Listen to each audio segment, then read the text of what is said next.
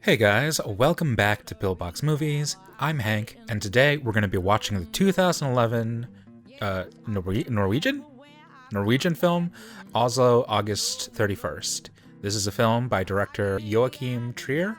Trier is a Norwegian filmmaker who directed this year's, or last year's, I don't know when this is going up, 2021's The Worst Person in the World. He also directed... He directed Thelma? What the heck? Oh. Huh. I completely thought that Joachim Trier was Aki Kaurismäki. That's weird. Okay, so he's not. Okay, cool. Now that I realize that Joachim Trier is not Aki Kaurismäki, I couldn't really tell you anything about his style or his filmmaking, so let's just go in completely blind. And before we get started, don't forget to click the like button and subscribe for more old, obscure, and art house films, furnished as always with my very well-informed commentary. Yeah, I try and come into these things as cold as possible to just get like a first viewing kind of impression of the film, not to like give a dissertation on it or anything, but I usually don't have this little information. Jeg husker første bad I Oslofjorden var alltid 1. mai. Okay, so giving an impression of the city from the contrast between the first impression when you first enter into it and kind of a remembrance as somebody who's lived there for a long time. Jeg husker ikke så mye Oslo, det jo menneskene man husker. Altså når vi flyttet til Bislett. Altså jeg husker alle fotballkampene jeg har spilt. Da jeg var 6 år oppover har jeg spilt med vennene mine jeg har I dag. Og det kun fordi jeg fra Oslo. A much different experience, I guess, meeting people in Oslo than in New York. Although I guess I've had similar experiences, I just don't remember it that way. Jeg husker ingen som ikke røyka. Everybody did smoke back then. Det var siste gangen jeg så han. Jeg lurer på hva han gjør nå, ja. This actor is Anders Danielsen Lie? Unremarkable, not worthy of remarking, but also the window showing off the freeway reminded me of It Felt Like Love, the Abbas Kiarostami movie that was also featured on this channel. That movie had a particular fixation on traffic and the sounds of transportation.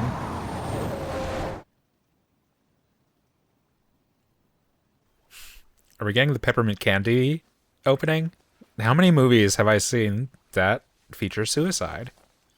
Or at least discuss suicide? God damn it!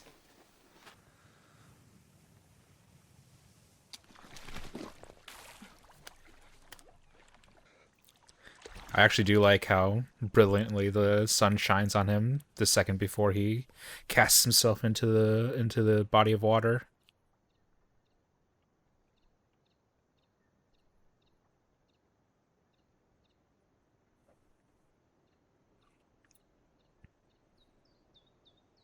Bold for the camera to stay on. It's sad. I'll acknowledge it's sad. Just from a personal place, so many movies I've watched on this channel have brushed up against this subject that I've become withered and cold and resistant to seeing it depicted on screen so much.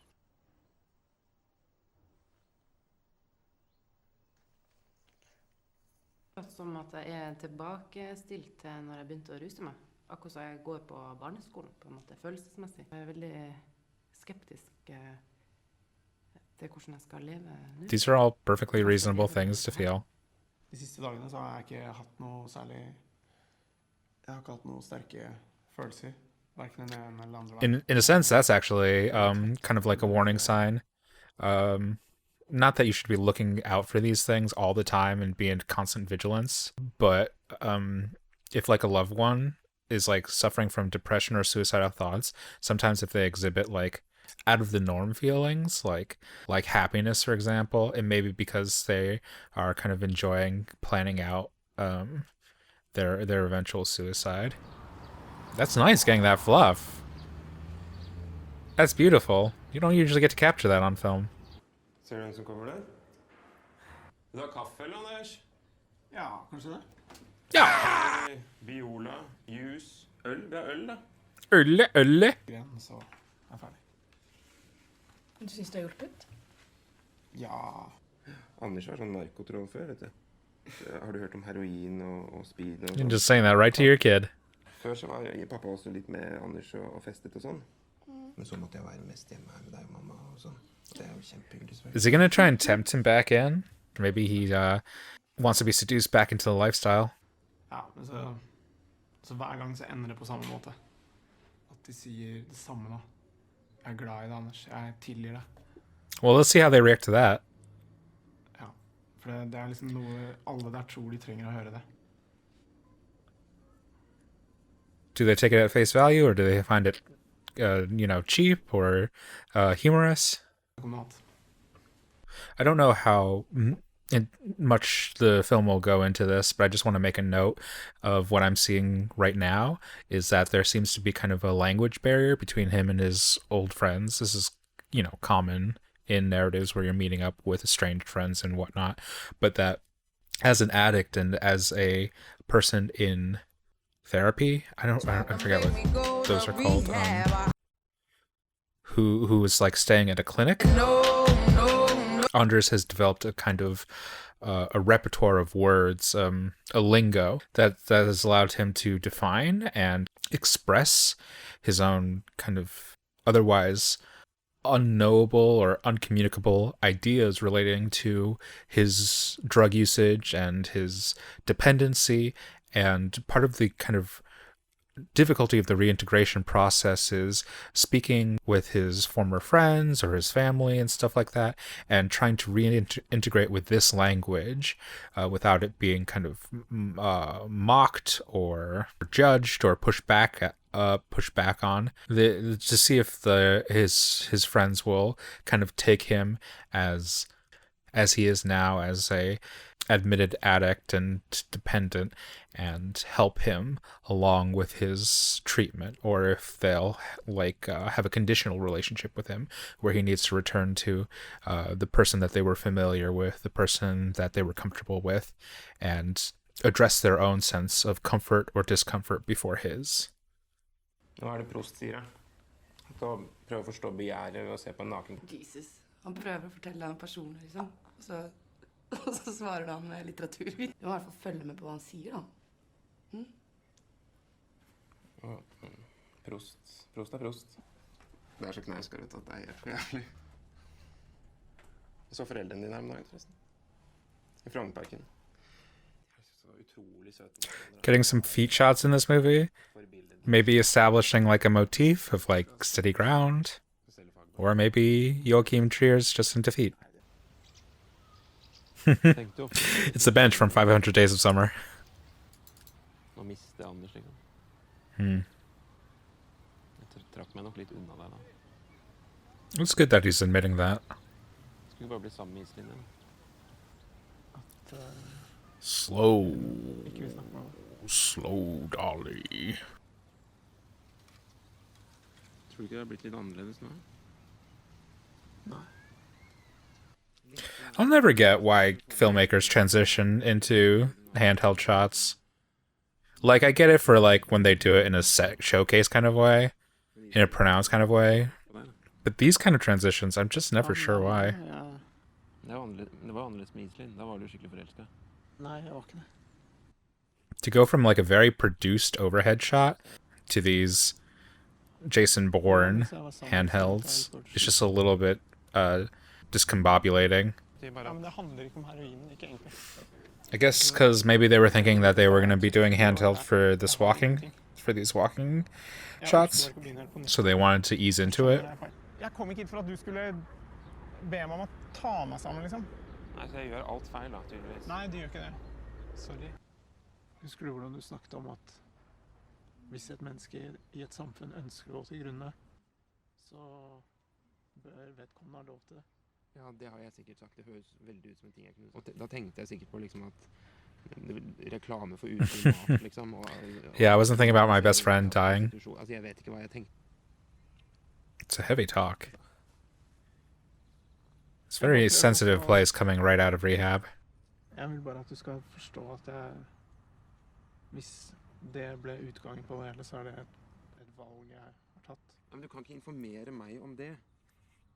Det jo helt forferdelig, Anders. He doesn't mean it. He's just in a very sensitive place right now. Du skal ikke gjøre det, uansett hva som skjer, så skal du ikke gjøre det, men du Not that he doesn't mean that he won't kill himself or he won't relapse, but that it would be his fault. du sier til meg. Who's to say whether or not it would be, but Men hva tror du dette vil he's gjøre just med feeling barna dine? sensitive Hva about tror du det vil gjøre med dem? Jeg vet ikke. Det vil i hvert fall his skade noe, low så det skjer jo self-esteem ofte. and his desire to relapse. Ja, du tenker jo sånn, da.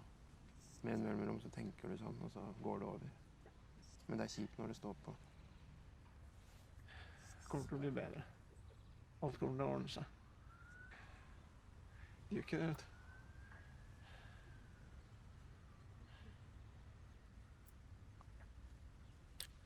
Like in the macro, it won't. This feeling won't pass because this is just his existence. Men dere har det jo bra. Dere jo ikke dumme. We're not that happy. Eller? Jeg vil ikke ha barn. Jeg søte de, men Jeg har hodet fullt av tanker som så... Klarer ikke å sortere. These transitions are messing with my head a little bit. I get that they're communicating like a passage of time and stuff. They're just a little bit jarring. I don't mean that in a bad way. I mean, it's intentional. Jeg har selvfølgelig fått ansvar for hele fasaden. Rebecca og jeg har nesten ikke sex i det hele tatt. Det sånn... Eller vi har jo ikke sex. Så sitter vi der da med vilt fremmede folk og later som vi har det hyggelig, liksom. Får 2 glass vin, og så det toppen av lykken. So is this like dissecting kind of the bourgeois lifestyle? The kind of suburban calm that maybe Anders desires, but Så sitter vi der og spiller Battlefield. perhaps isn't that fulfilling? Rebecca jævlig god da. For et liv. unnskyld at jeg vet.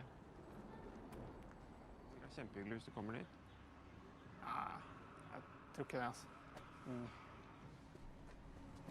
It's kind of jarring how they transition between these really kind of designed Steadicams into these handhelds. Kom på festen da, og så... Ja, så Or, bare hilse I mean, og- maybe they're not Steadicams, but stabilized så shots. begynte jo alt det der. But we're just kind of seeing it more as a intentional design choice, seeing these kind of breaks in rhythm and in time and editing so that the dialogue is lapsing. He's trying to call it Iselin. Hei, Iselin, det Anders ringer.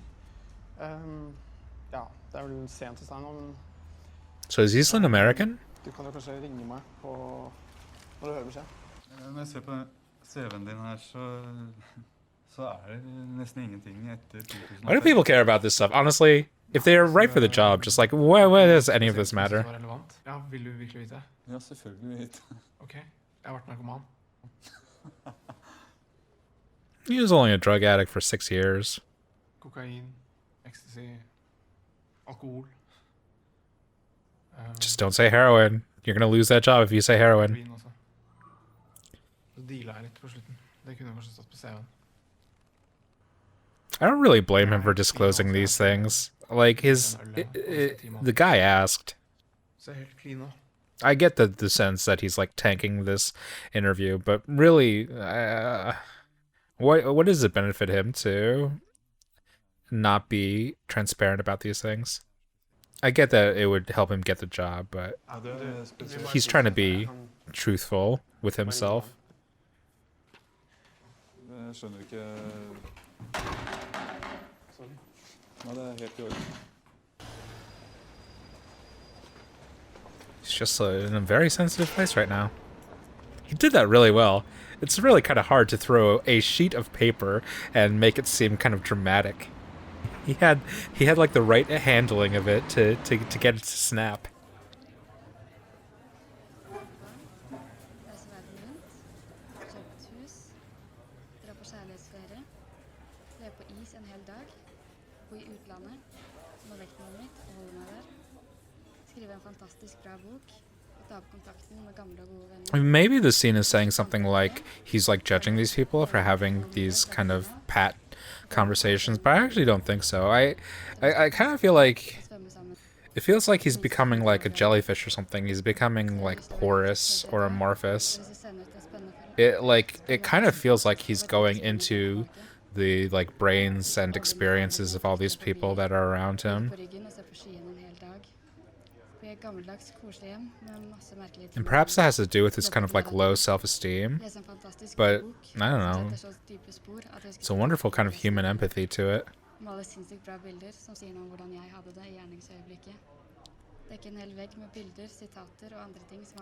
Like he wouldn't be able to see this world and see these people with this kind of clarity if he didn't have his depression and he didn't have his addiction.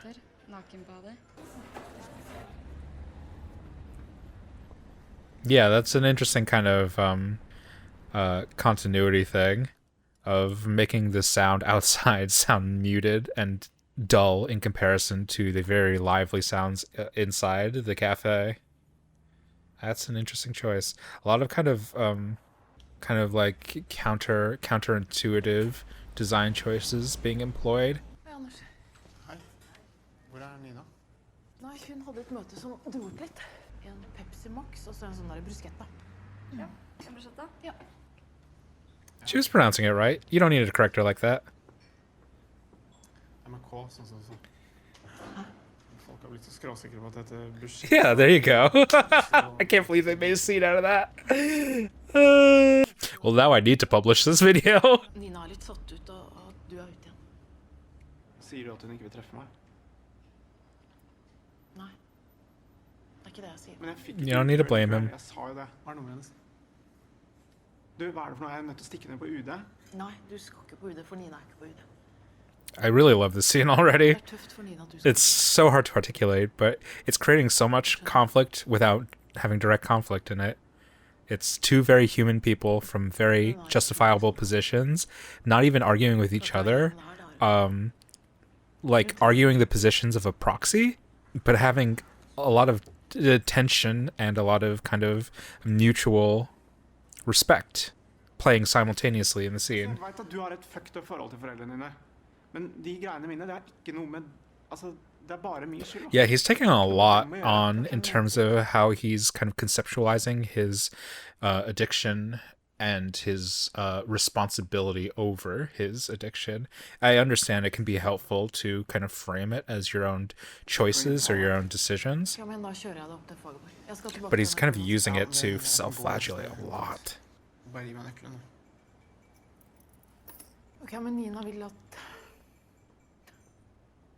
Nina vil at jeg skal bli med, da. Så du skal liksom følge meg til vårt hus? Ja. Uff, han har. It's a really well wrought scene. It's beautifully crafted scene.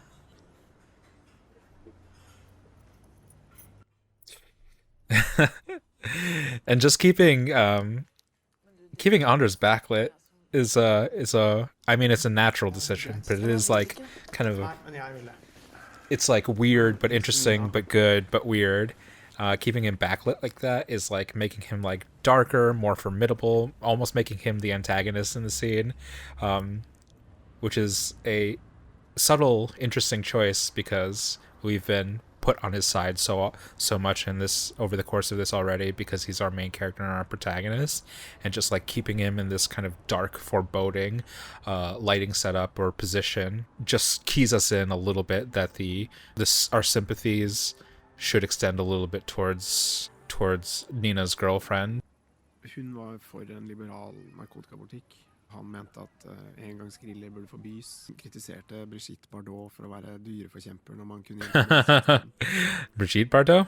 De lærte meg ikke å lage mat, hvordan man skifter dekk, eller hva man gjør for å få et forhold til å funke. Bestemme selv hva jeg skulle bli, hvem jeg skulle elske, hvor jeg ville bo. Hvis jeg trengte hjelp, slapp de alt jeg hadde igjen. Yeah, just to give a small sense of the season of like late August, late summer, I do like the kind of images they managed to capture of like pollen.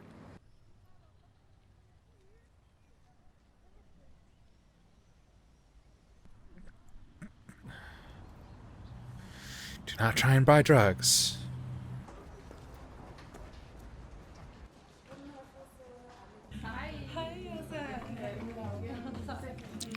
Oh no, is this Iselin? Miriam. Oh, Miriam. Hei, det er så fint å se deg. Det var lenge siden. Bare gå opp og ta noe. I think I see a Breakfast at Tiffany's poster or like one sheet. Metropolis, Anatomy of a Murder. He hasn't had the best day. Anders.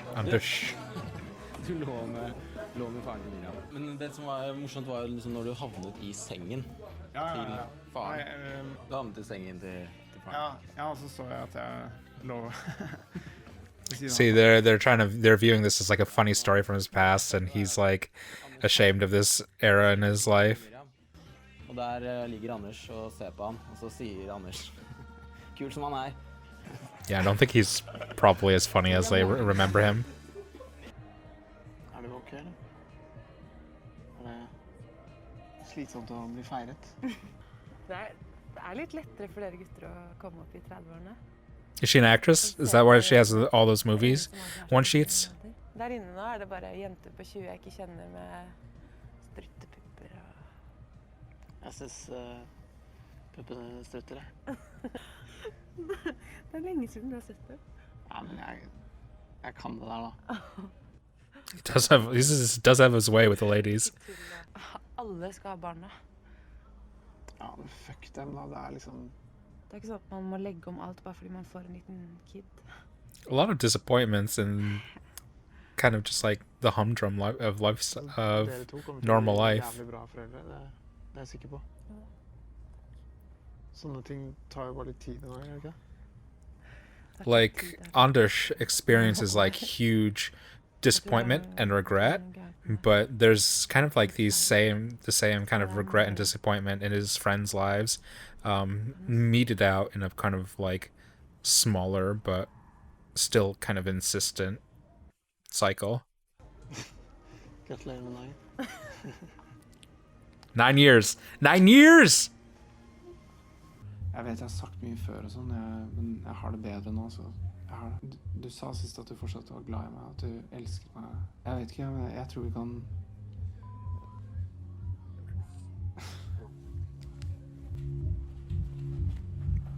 Don't be stealing. Just so embarrassing. If you get caught, that'll be so embarrassing! Nice framing though, having just her reflection in the window. How easy is it to get drugs in Oslo? Leave a comment down below.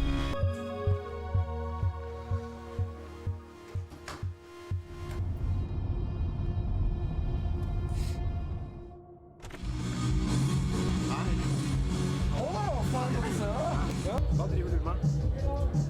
Jeg studerer. And he's just 30 years old. Hva gjør du? Ja. They do drugs. Ja, men jeg gjør ingenting. Jeg er bare en taper. Jeg bare drikker. Demper smerten. That kind of line only works if you're hot. Kjenner du han der, eller? Nei, han hadde en greie med kjæresten min mens vi fortsatt var sammen. Det er ok, altså. Hva mener du? Nei, det med Iselin selvfølgelig. Har du noe kontakt med henne nå, eller? Nei, ikke akkurat nå. That's because I'm seeing her. Er det en grunn til det da? This Du bitch. vet ikke noe om dette her. Du har ikke peiling, liksom. Nei, jeg kjenner ikke deg, jeg gjør ikke det. Men jeg har sett hvordan du behandler folk rundt deg, og det er hvilke konsekvenser det har fått da. Jeg vet det, jeg er fucked. Takk for informasjonen. Jeg tror jeg gidder ikke høre på, sorry altså. Jeg kjenner folk som sliter så mye mer enn deg. It's not a pity part contest. Du er som en kødd for det. Og det handler ikke om at du... Ja, at du er narkoman da.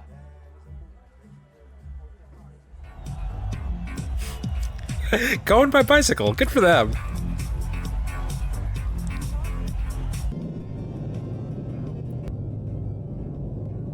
My boy is a petri dish.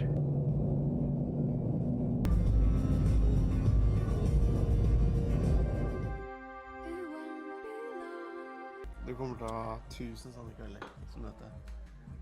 Du kommer ikke til å huske dette her. Alt skal glemmes. Alt.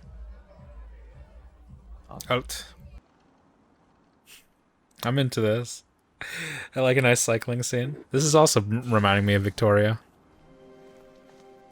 dato i dag? It's the 31st.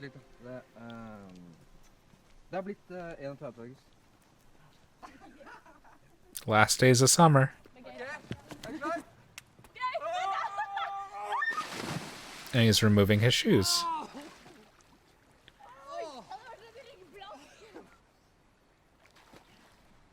Jeg går ikke ut hvis ikke du kommer. He likes to watch.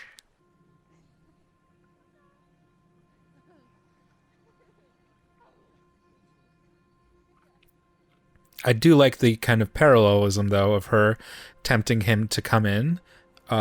In her mind, she is offering him an opportunity to swim. In his mind, he's thinking back to when he attempted to commit suicide earlier in the day. Because this has all been one day. That's nice book ending, I guess. I wonder how they achieve that. Did they shoot it actually during that time and on the day, or is this just a little bit of a lighting spot?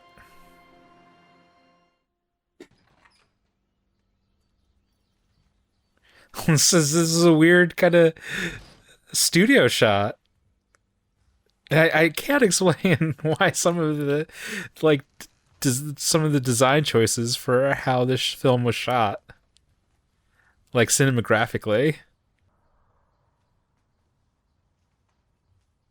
Like, this is very composed. Like, this feels like all of a sudden we got like a Janusz Kaminski kind of setup. Hei, Iselin, det er meg igjen. Jeg vil bare snakke med deg en gang til. Men, One last time. Some of these days don't really feel like... what am I trying to say? Some of the lighting temperatures doesn't feel like summer to me, but I guess it's probably because Norway's colder. You see how this single shot is like really kind of cold and austere in a way that's like not like a lot of the handheld that's been going on? It's interesting. I just don't know why they're doing it. Play Avril. Avril the Fourth.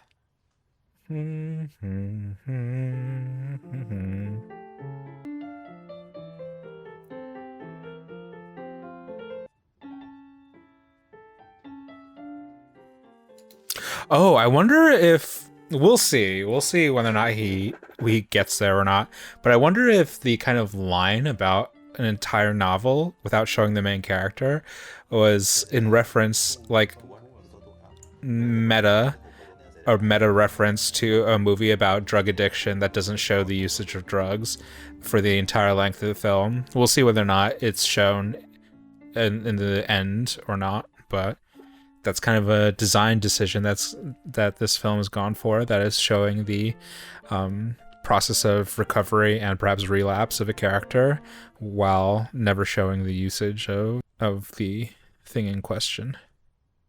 And within the same shot, they've now gone to a kind of rougher handheld style. Why are they doing this? He's gonna shoot up in his childhood bed? Well, I guess he's not gonna shoot up. He doesn't have like syringes or anything. No, yeah, if he had the water, I guess his dealer gave him a syringe to use. Kick off your shoes before you inject. I don't know why, but that would seem like the way to end this story.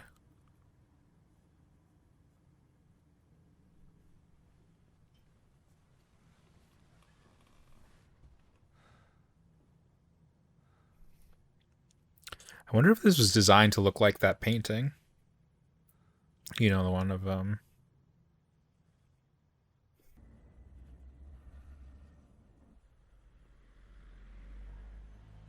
Bartel Osteen, Sam Osteen, editor for Chinatown.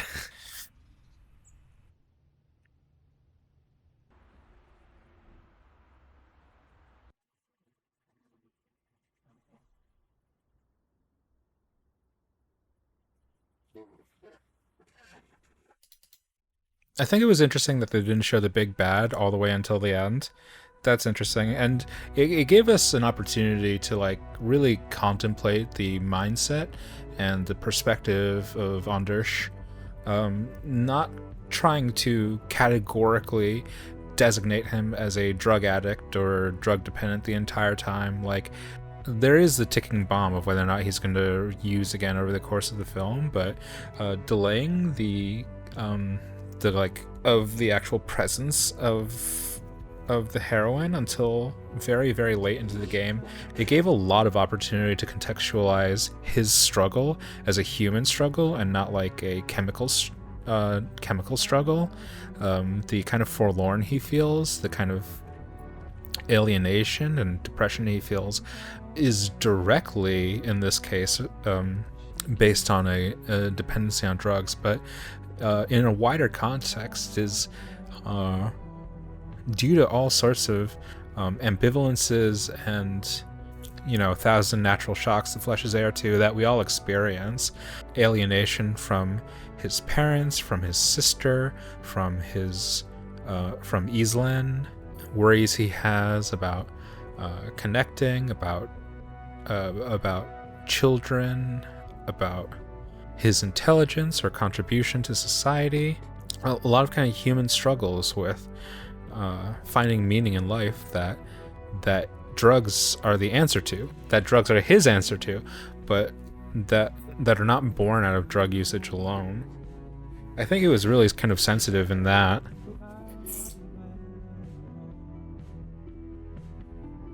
I had no idea, but apparently this is based on a short story, which was also adapted into a Louis Malle film. Or not a Louis Malle, a Francois Truffaut film. No, yeah, Louis Malle. Good enough reason to check that out then. Yeah, I was interested in checking out The Worst Person in the World as well. I appreciate this. I liked a lot of this. But I do have some questions about the design of the movie that I'd love to follow up on. But in lieu of that, a very kind of human story, seeing the world through Anders's eyes. Oh, Renata Rensfeld was in this movie too. Who was she?